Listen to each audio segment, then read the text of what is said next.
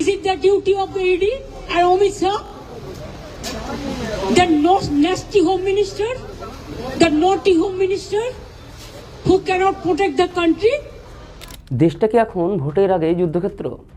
ED red I-PAC অফিসে, আর এই রেডের মাঝখানে হাজির একজন মুখ্যমন্ত্রী। আজ প্রশ্ন করব ভদ্র ভাষায় নয়, সোজা সাপটা, নো মার্সি।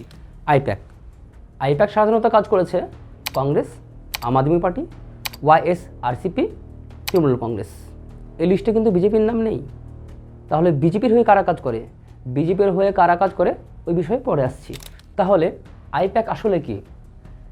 আইপ্যাক কোনো এনজিও না, কোনো সমাজসেবা না। আইপ্যাক হচ্ছে ভোট ইঞ্জিনিয়ারিং ফার্ম, যারা বলে কোথায় কি বললে ভোট বাড়বে, কার মুখ দিয়ে কি বলানো হবে, কোন ইস্যু উস্কে দিলে আবেগ জ্বলবে। এক কথায় আইপ্যাক হচ্ছে ভোটকে বিজ্ঞান বানানো ব্যবসা। তাহলে সমস্যা কোথায়?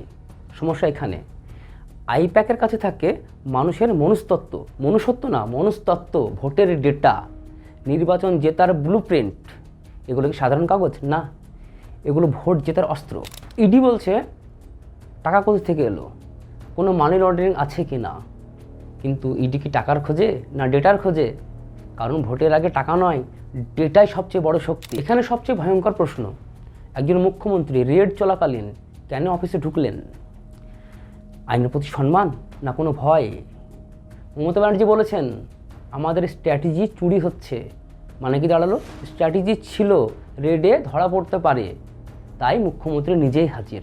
ইডি বলছে তদন্তে বাধা দেওয়া হয়েছে, টিএমসি বলছে গণতন্ত্র হত্যা। সাধারণ মানুষ প্রশ্ন করছে গণতন্ত্র কি শুধু ভোট জেতার মেশিন, নাকি আইন সবার জন্য এক? আপনি যদি নির্দোষ হন তাহলে ভয় কিসের? আসলে লড়াইটা কোথায়?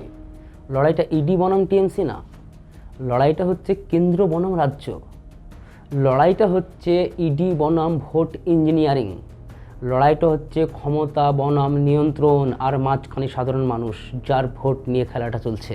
একটা কথাই স্পষ্ট, যদি ইডি ভুল করে সেটা রাষ্ট্রীয় এজেন্সির অপব্যবহার, আর যদি টিএমসি আইপ্যাকের আড়ালে কালো টাকা বা ডেটা ম্যানিপুলেশন থাকে, তাহলে সেটা গণতন্ত্রের ওপর ডাকাতি।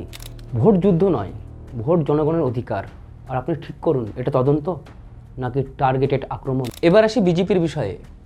আইপ্যাক বিজেপির অফিসিয়ালি কনসালট্যান্ট ছিল না, তবে 2014 সালে মোদি ক্যাম্পেনে প্রশান্ত কিশোর কাজ করেছে।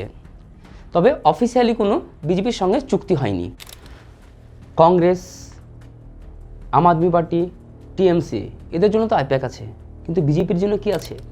বিজেপির জন্য আছে IT cell, RSS network, election war room, কেন্দ্রের ক্ষমতা, মিডিয়া কভারেজ, কেন্দ্রীয় এজেন্সি, টাকা, সংগঠন, এত কিছু। কিন্তু বিজেপির কাছে কি ছিল না?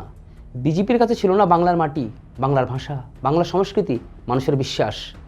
ইডি দিয়ে কি ভোটে জিতা যায়? ইডি দিয়ে ফাইল খোলা যায়, ইডি দিয়ে আতঙ্ক তৈরি করা যায়, ইডি দিয়ে হেডলাইন বানানো যায়, ইডি দিয়ে ভোটারের মন খোলা যায় না।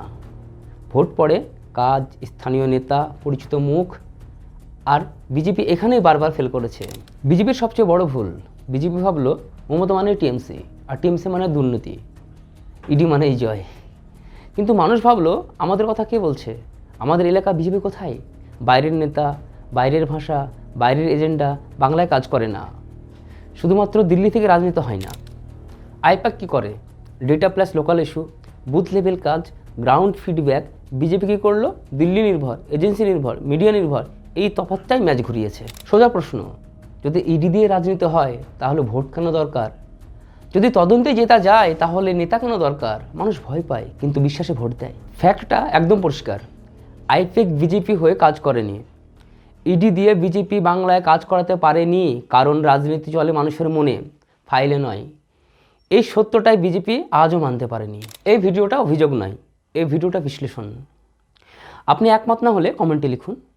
কিন্তু সত্য এটাই, বাংলায় দিল্লি মডেল ফেল করেছে।